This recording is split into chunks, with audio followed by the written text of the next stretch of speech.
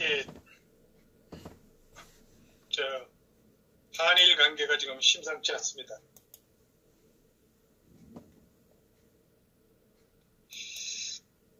이 한일 관계에 대해서 한번 말씀드리겠습니다. 이 일본 자위대 초계기에 우리 함정 근접 비행이 이어지니까 이에 대한 대응책으로 우리 헬기로 육탄 방어를 하겠다는 방안까지 검토되고 있다면은 한일 관계가 막다른 골목까지 가버린 게 아닌가라는 그런 우려의 목소리가 끊이질 않고 있어요. 이에 대해 일본이 공개한 사진으로 보면은 일본의 주장이 설득력이 있어 보입니다. 더구나 초계기는 비무장이기 때문에 저공 비행으로 위협을 당했다는 국방부의 발표는 어설프게 한일 선동질하다가 국제 왕따되고 한미일 동맹이 깨질 수 있다는 우려 또한 심각한 수준에 이르고 있다고 봅니다. 북한의 반인륜 전체주의 지배청을 돕기 위해서 공해상 불법 한적을 감시하는 일본 초계기의 감시가 마음에 들지 않으니 이렇게 가민 반응하며 여론 선동전을 벌인다는 게 일부 전문가들의 견해이기도 합니다. 그렇다면 우리 국군의 주적 개념을 지운 이유가 일본과의 감정을 이런 방법으로 이용하려 했는지도 의심스럽지 않을 수 없는 거죠. 자, 한일 관계가 이처럼 악화되고 있는 배경에는 지난달 30일이죠. 한국인 강제징용 피해자들에 대한 위자료 지급을 명령한 대법원 판결이 문제였다고 봅니다. 대법원 판결. 일본 정부는 청구권 관련해서 1965년에 한일 청구권 협정에 의해서 완전하고 최종적으로 해결됐다는 것이 일본 정부의 그동안 일관된 입장이었고, 그리고 앞으로 그 입장에 근거해서 대응을 한다고 이렇게 지금 밝히고 있지 않습니까? 자, 강제징용에 대해서는 우리가 한일 조약으로 인해서 일본 측의 책임이 없어졌다고 볼 수 있습니다. 근데 이 정권의 대부분이 그걸 다 뭉개버리고 거꾸로 돌아서서 일본 기업이 개인한테 전부 배상하나, 이 정권 대부분이 이렇게 나오고 있거든요. 한국 대부분이 민감한 시기에 그 짓을 저질러 놨죠. 여기다가 한일 위안부 문제도 양국의 사회치유재단을 이 정부가 해산을 시켰단 말입니다. 사회치유재단은 한일 위안부 합의에 따라서 2016년인가요? 네. 예, 이때 아마 출범을 했을 겁니다. 이 문재인 대통령은 취임한 후에 재단 존폐를 포함해서 한일 합의 전반을 재검토하겠다고 이렇게 얘기를 했고, 그래서 지난 9월 달에 문재인 씨가 미국 뉴욕에 가서 그때 아베 총리 만났죠. 네. 예, 그때 아베 총리 만나가지고 재단 해산하겠다고 사실상 통보한 겁니다. 그 뒤로 재단 해산이 가시화됐고, 그거를 여성가족부가 사회치유재단 이거 해산시킨 겁니다. 자, 그렇다면은 우리 언론이 본질을 놓치고 일본 초계기의 근접 비행에 대한 부당성만 외치고 있는데, 이 사건의 본질이 뭐냐 이겁니다. 자, 우리 시청자 여러분들, 이건 좀 재미가 없는 것 같은데 사실은 재미있습니다. 조금만 더 지켜봐 주시기 바랍니다. 자, 우리 허준 선생님께서 사진까지 지금 잘 띄웠습니다. 제가 그 사진을 보면서도 말씀을 드리겠습니다. 잘 지켜봐 주시기 바랍니다. 자, 이 사건의 본질이 뭐냐? 작년이라고 해야 불과 한 달 전입니다. 한 달 전 12월 20일입니다. 봉해에서 북한 선박 부조 사건이 터진 겁니다. 이 북한 선박을 부조하러 출동한 선박을 우리 구축함이 우리 구축함, 강개토대왕함이 구조의 현장으로 간 거예요. 자, 시청자 여러분, 총샤님, 지신홍구님, 나이조공님, 이루님, 우파통신, 이거 어마어마한 사건입니다. 이건 일본 정부의 개망신으로 끝나든지 아니면은 문재인 정부가 북한 간첩선을 구조하기 위해 우리 구축함을 지원해 줬는지 그 전모가 서서히 밝혀질 것이라고 생각합니다. 우선 이 북한 선박의 위치가 묘합니다. 자, 우리 화면에 띄운 사진 한번 쭉 보세요. 대한민국이 있고 일본이 있습니다. 그 가운데 지점에 일본의 이시와카현 노도반도라고 있는데 그 노도반도 길이가 한 100여 킬로미터 정도가 됩니다. 거기하고 우리 동해안하고 거의 중간 지점이 이제 공동 경제 수역입니다. 바로 그 지점에 이 북한 이 선박이 머물고 있었던 겁니다.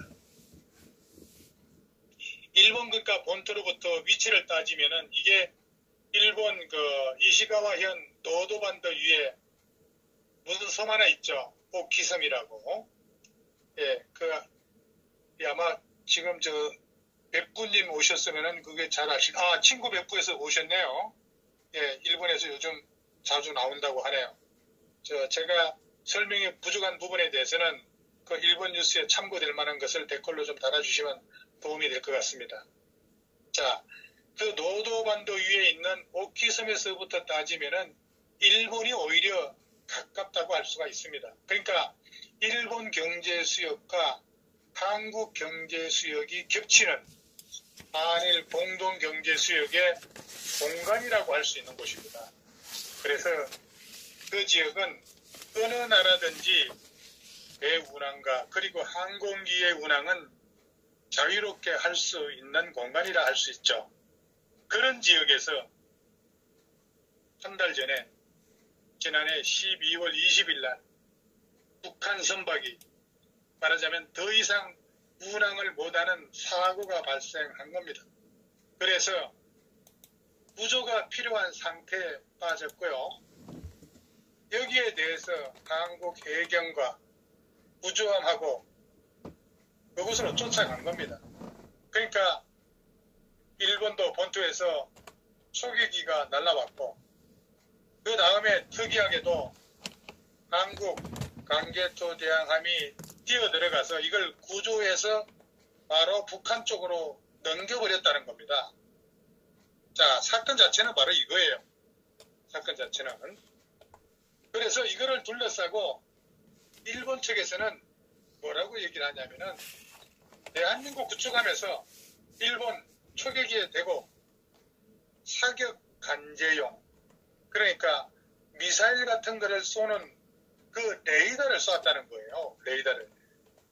그래서 이 사건이 악화가 돼서 지금은 한일 간에 걷잡을 수 없을 만큼 악화 과정까지 들어가고 있는 것입니다.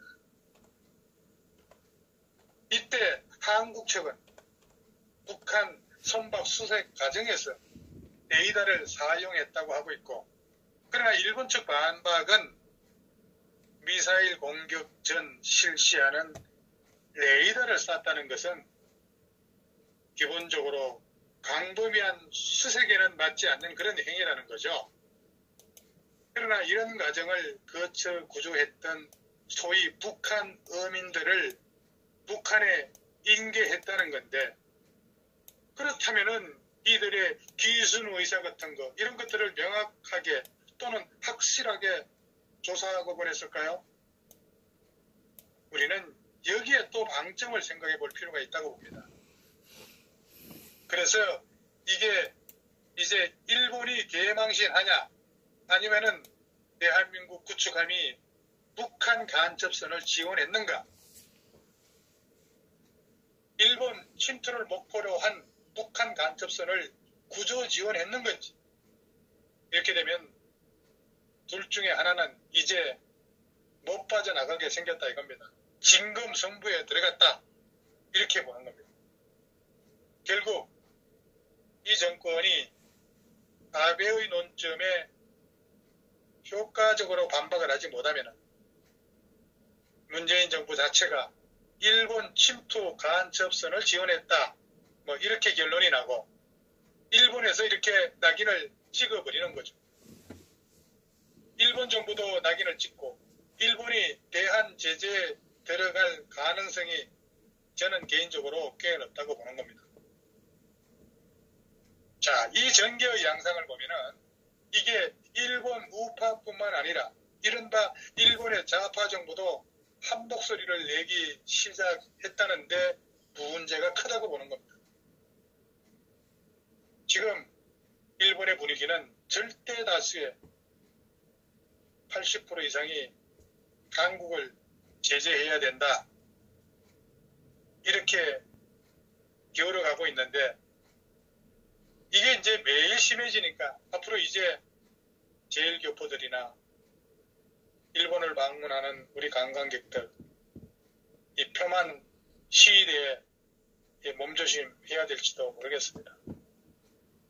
그렇지 않으면은 구조 요청 접수하고 전달 과정이 분명하게 밝혀져야 하겠죠. 자, 논점 중에 하나가 뭐냐 하면은 일본 그 이시카와현 노도반도 그 지도를 보시면은 우리 저 베프 여사님께서 그 이시카와현 노도반도를 좀 지적을 해주시죠. 제가 집중이 좀 안 되니까. 그러니까 이시카와현에서 볼록 뾰족하게 튀어나온 곳이 이제 노도반도라고 할 수가 있습니다. 이거 참 이상해요. 우리 한국 언론들은 이 튀어나온 거를 싹 가리고 발표를 합니다. 이게 거의 한 100km 이상 튀어나왔거든요. 이곳에서 대한해협에 이루어지는 모든 전파가 다 잡힌다는 겁니다. 일본에서는. 또 이런 부분에 대해서는 지금 스펜을 하고 있는 바다의 힘님께서 잘 아시겠습니다만은 어쨌든 해난 구조 전파는 아주 멀리 간다는 거예요. 그런데 지금 일본 평론가들 주장이 뭐냐 하면은 일본 정부는 아직 그런 얘기를 안 하고 있고 한국 정부도 그 얘기를 안 하고 있는데 일반적 구조 요청의 전파가 없었다 이겁니다. 그러니까 이게 무슨 얘기가 되냐 하면은 일본 평론가들 주장은 이건 특수하게 구조 요청을 했다는 거예요. 그러니까 일반 전파 내역으로 구조 요청을 한 게 아니다. 일본 애들은 지금 이렇게 주장을 하고 있는 겁니다. 그러니까 이건 바로 특수통신이 있었다는 거죠. 그러니까 특수통신이면은 어디로 갔겠냐 이겁니다. 자, 우리 시청자 여러분들 여기서부터 좀 더 집중을 해서 드려야 됩니다. 그럼 어디로 갔을까요? 자, 공해상에서 허우적거리는 북한 선박이 우리 배에다가 구조 요청을 한 게 아니라 전파를 어디로 보냈느냐? 평양으로 보냈다 이거예요. 평양으로. 근데 평양으로 갔는데 어떻게 대한민국 해군함이 출동하고 한국 해경이 그 현장을 출동하냐 이겁니다. 이런 거를 지금 일본에서 주장을 하고 있는 거예요. 이건 서울로 전달된 거라고 보는 겁니다. 평양에서. 다시 말해서 평양이 서울에다 대고 특별히 구조 요청을 한 거다 이렇게 되는 거예요. 북한 선박이 평양에다가 얘기를 하고 평양은 방법이 없으니까 서울에다가 부탁을 했다는 거예요. 일본에서는 노도반도에서는 그런 모든 전파를 다 분석을 하고 그런 증거를 다 갖고 지금 한국을 쪼아대고 있는데 상황이 지금 이렇게 되고 있는 겁니다. 그럼 어떻게 해서 그런 경로를 선택했냐? 이건 일본 침투 간접선이 아니면은 그런 식으로 구조 요청을 할 리가 없다는 논리입니다. 일본은. 이게 일본 평론가들의 주장입니다. 일반 선박 같으면 그렇게 안 한다 이거예요. 일본 침투 간첩설이라는 얘기입니다. 그러니까 문재인 정부는 간첩 지원 정부라고 낙인 찍히는 거 이런 거 싫은 거 아닙니까? 그러니까 한국 정부는 구조 요청이 어떻게 접수돼서 어떻게 해군하고 해경에 전달됐는지가 확실히 밝혀져야 됩니다. 이거부터 우선 밝혀야 됩니다. 레이더 쏜 거는 그 다음번 문제라 이렇게 할 수가 있어요. 구조 요청이 어떻게 접수돼서 전달이 됐는지. 지금 이거 말이 헷갈리거든요. 부근에 있는 어선이 접수해서 해경에 전달하고 해경이 군에 전달했다는데 이거 아무도 증언해주는 사람이 지금 없지 않습니까? 지금 언론에 발표된 거 보면은 정확하게 책임 있는 경로 발표가 없습니다. 지금 여기까지 가 있기 때문에 한국 정부가 책임지고 얘기해야 되는 겁니다. 가능하면 그 관련됐던 사람들의 분명한 정언도 나와야 된다. 그 정언도 일반적 정언이 아니라 지금 정부 여당, 더불당이 지금 결벽하다고 주장하지 말고 그 관련자를 국회에 불러내야 됩니다. 박근혜 대통령 할 때처럼 출석을 요구해서 그 국회에서 정언 선서 다 하고 거짓말 하게 되면은 감옥 갈 거 각오하고 국회에 불러내서 정언시키라고 지금 더불당이 집권당 아니에요? 지금 그러니까 구조요청 문제하고 사격 레이더 문제 이 두 개 걸려있는 겁니다. 이게 일본 언론과 평론가들의 주장, 일반 구조 요청이 없었다고 하지 않습니까? 왜 사격 레이더로 조준을 했냐 이거예요. 그 다음에 구조 요청 전달 과정, 일반 구조를 안 했다는 얘기입니다. 군과 해경이 떴다라는 얘기는 결국 북한 선박에서 평양으로 갔고 평양에서 서울로 왔고 서울이 지시를 해서 다 이렇게 된 거다. 일본은 지금 그렇게 얘기를 하고 있다는 겁니다.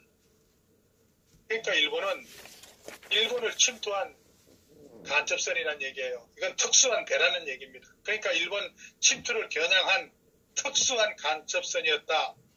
일본 평론가들은 이렇게 주장을 하고 있는 겁니다.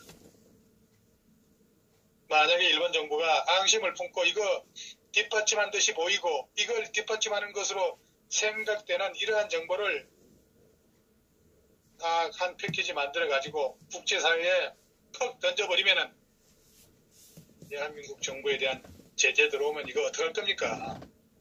이거 낙인 찍혀버리는데 한국 정부는 일본 간첩선, 일본 침투 간첩선을 지원하는 정부가 되어버리는 거고 한국에는 그런 정보를 선출해서 받들어 모시고 사는 그런 쪼다들이 되는 거고 지금 이 상황까지 가고 있거든요.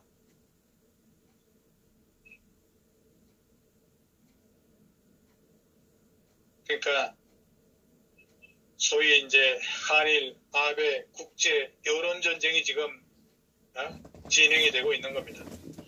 그러니까 한국 정부는 한국 구축함이 일본 초계기에다가 사격용 레이더를 조준했는데 이거 그때 잘 막아냈으면 됐어요. 근데 이마저도 싱가포르에서 있었던 그 한일 국방 실무자 회의 그 뒤처리 두고서도 이거 15일 날인가 이거 실수를 했습니다. 그 무렵부터 이 사건이 악화되기 시작한 겁니다. 근데 한국 정부 부인하지 않았습니까? 부인했습니다. 근데 일본 정부는 방위성은 이거를 갖다가 동영상 공개하는 것을 반대를 했습니다. 근데 아베가 아주 공격적으로 동영상을 공개하라고 해서 공개가 됐던 거예요. 이게 초계기에서 찍은 거죠. 일본은 한국에다 대고 니들 거짓말 하지 마. 그런 입장을 지금 표시했다고 볼 수 있는 겁니다. 그렇다면 한국 정부는 나 거짓말 아니야. 이런 구체적 증거가 있어야 됩니다. 여기에 감정적으로 지금 대응을 하고 있다고요. 그러니까 해상에서 환적에서 밀무역 일어나고 하니까 이런 거 일본이 다 알고 있는 거야. 미국도 알고 있고. 정부 지금 입 다물고 있는 겁니다. 지금 그 그림에서 봤겠지만은 거기가 지금 공동관리수역입니다. 공동관리수역. 저 화면에 떠 있는 게 그 가운데 지점이. 본토 기준으로 봐도 노도 반대쪽에서 한국보다 더 가깝다는 거예요. 일본 사람들 얘기하는 게. 그러니까 동해안보다 일본 입장에서는 일본이 가까우니까 초계기가 당연히 뜰 수 있는 겁니다. 그러니까 초계기가 근접 비행이 문제였다. 뭐 이렇게 되면은 일본 입장에서 보면은 막가자는 얘기가 돼버린 거죠. 그러니까 지금 뭐 근접 저공 비행인이 지금 이렇게 떠들고 있고 계속해서 언론은 본질을 지금 비켜가고 지금 방송을 하고 있고 국민들은 거기에 속아 넘어가고 있는 거예요. 그러니까 문재인 정부에 줄 선답시고 공무원이나 일반 공무원들 못할 짓을 하고 있습니다. 이건 나라 말아먹는 겁니다. 그러니까 이 정부 거기다가 강제징용까지 거론하면은 일본의 일장 훈계를 한 셈이 되는데 지금 만일팔이 여론전하고 있거든. 그러니까 지지율 떨어지고 하니까 아마 문재인 정부 인기 폭망해 가고 있으니까 만일팔이 했단 말이 아닌가 생각이 되는 거죠. 그러니까 일본이 어떻게 튀어나왔냐 하면은 북한 간첩선이다. 애초 구조 요청도 없었다. 구조 요청 일반 통신마저도 없었다. 그런 거 했으면 일본 노도 반대해서 몽땅 다 잡혔다. 일본 애들 이렇게 얘기를 하는 겁니다. 그러니까 현장 레이더 공격은 한국 해군하고 해경에 의한 간첩선 지원 구조를 감추려고 레이더 쐈다 이거예요. 한마디로 말하면.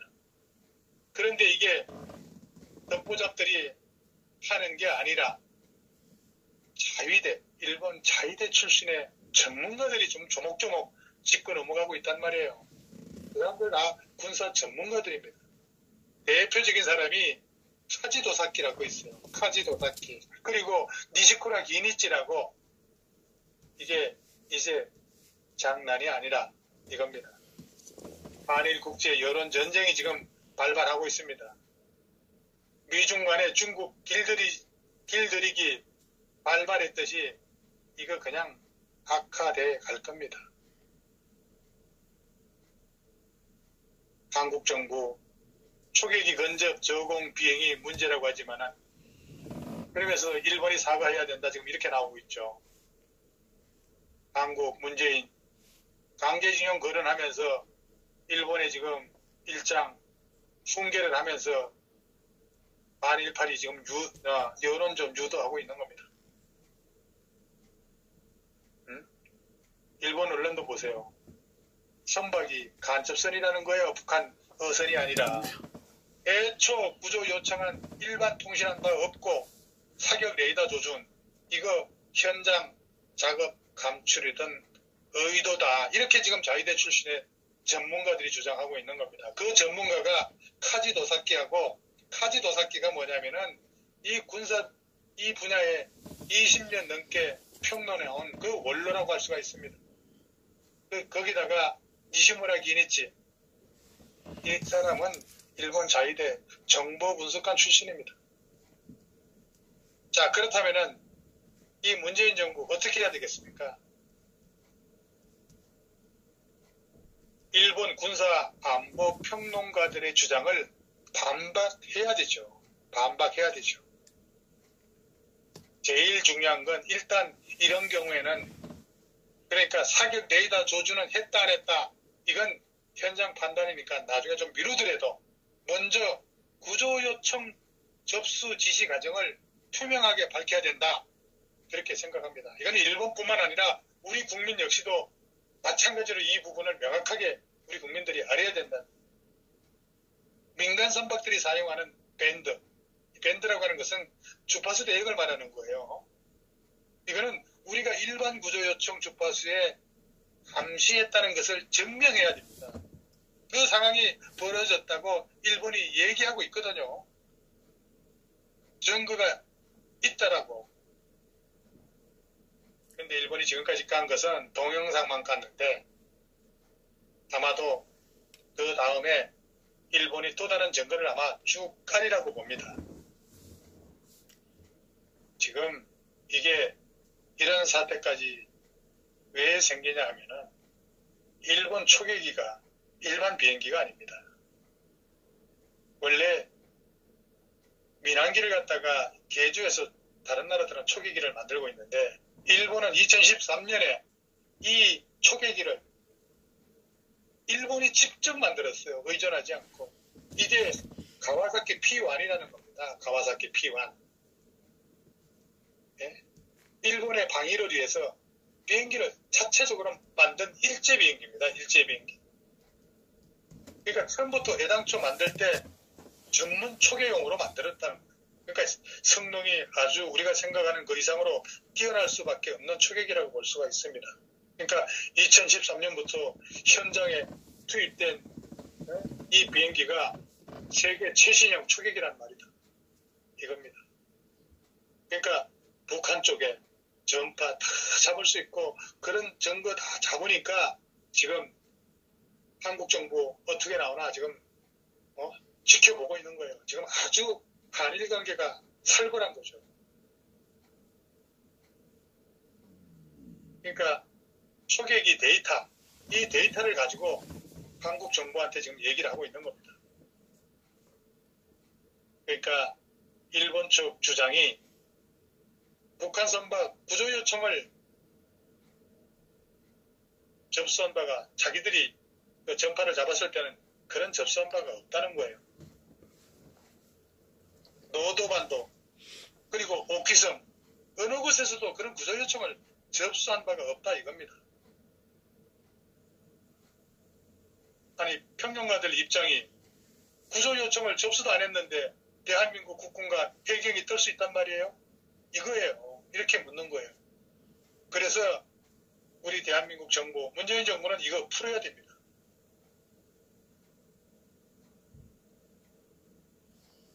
이 새해 첫 국무회의가 끝난 다음에 이 문재인 씨가 외교장관, 법무장관, 법제처장 그리고 뭐 몇몇 강로들 불러가지고 일제 강제징용 배상 판결하고 이에 따른 한일 갈등에 대한 입장을 아주 강하게 밝혔습니다. 요지가 뭐냐면은 징용 피해자들에 대한 배상 이거 일본 기업의 문제지 우리 정부가 앞장서면 안 된다.